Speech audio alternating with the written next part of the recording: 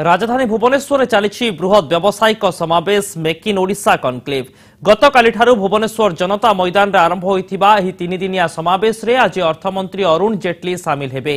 Red carpet बिछाई प्राय 1 लाख कोटीर पुंजीनिवेश क्षेत्र प्रस्तुत करिसेंती राज्य सरकार।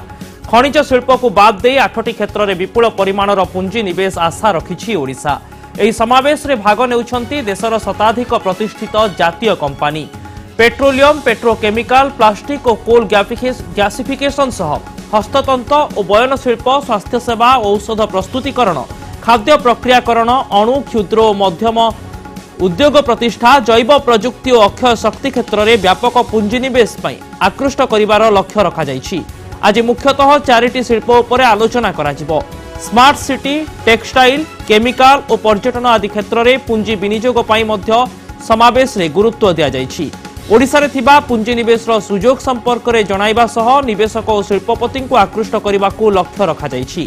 अंशग्रहणकारी कंपानी सेमानक उत्पाद, सेवा और वैषयिक ज्ञानकौशलर प्रदर्शनी करिसेंती।